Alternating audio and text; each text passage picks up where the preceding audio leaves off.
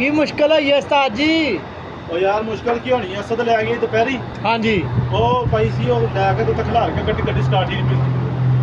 हाँ तू दस तो सही ना कम से कम भी गड्डी में मुश्किल बनी या नहीं बनी तो उत्थे लिया के तू कोई मकैनिक मकूनिक छड्डो। मैकेनिक मैं कीता फोन हुंदा मैं आ जाना वेखो ओह आ गया।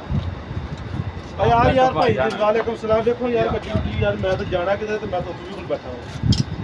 की होया ना स्टार्ट ही नहीं हुंदी, सेल्फ लेंदी पर स्टार्ट नहीं हुंदी। मतलब चौकी स्टार्ट नहीं होती। स्टार्ट नहीं हुंदी बिल्कुल। सही है।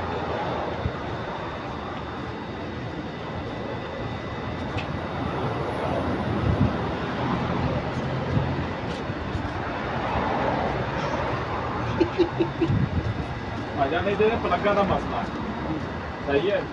दूजे बंदे पर लेंगे 400 रुपये, 400 450। प्लग खराब हो गए, प्लग के खराब हो गए तो तुम 250 कर लेते पूरे घोली कर तू 400 इकट्ठे 400 प्लगां दा रौला तो तू 400 रुपया भाईजान अभी सऊदिया को लेंगे 450। ठीक है तू ही सानू दे दो कि नाले का 250 तो पाकिस्तान के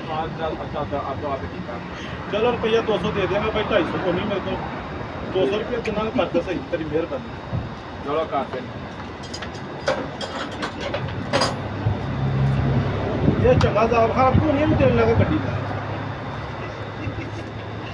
और यार आया मेरा तरला किया सो यार मैंने गड्डी दे मैं जाना उत्थे मार्केट च तू लैके तो फिर मैं कम से कम मैं दस तो सही भाई ये कोई शै खराब हो गई है तू खिलार के तो अपने घर डुल गया तू दित्ती गाड़ी वो दित्ती फिर यार बहन खिलौने देना देनी सी फिर इवें बंदे कर देंगे तू कल ही देनी।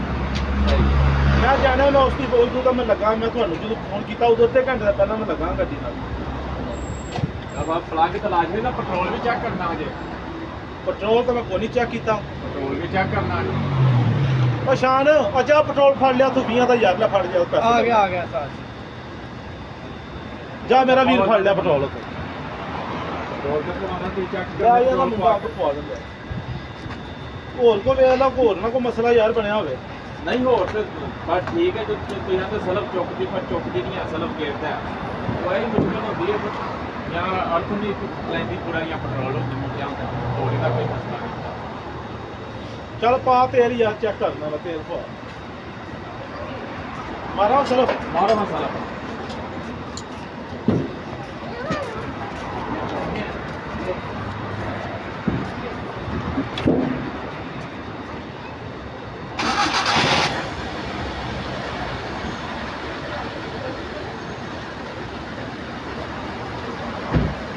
लो भाई जाना हो गई स्टार्ट साड़ी दवा मजदूरी आई जाइए स्टार्ट हो गई। हाँ जी स्टार्ट हो गई।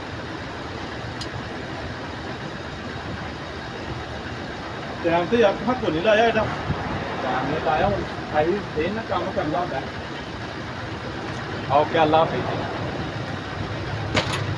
ਉਹ ਉਸਤਾਦ ਜੀ ਕਿਉਂ ਖੋਲੇ ਦਾ ਇਹ ਬੋਨਟ ਉਹ ਕੀ ਕਰ ਛੜਿਆ ਜੀ ਇਹਨੂੰ ਕਿਉਂ ਹੁਣ ਖੋਲਿਆ ਨਾ ਤੂੰ ਉਦੋਂ ਗੱਡੀ ਲੈ ਗਿਆ ਤੇ ਤੂੰ ਦੱਸਿਆ ਨਹੀਂ ਕਿ ਖਰਾਬ ਹੈ ਕਿ ਨਹੀਂ ਖਰਾਬ। ਖਰਾਬ ਕਿਤੇ ਹੀ ਤੇਲ ਹੀ ਮੁੱਕੇ ਦੇ ਇਹਦੇ ਚ ਤੇ ਮੈਂ ਉਂਝ ਖੁਲਾਰ ਕੇ ਗਿਆ ਦੱਸਣ ਦਾ ਯਾਦ ਨਹੀਂ ਰਿਹਾ।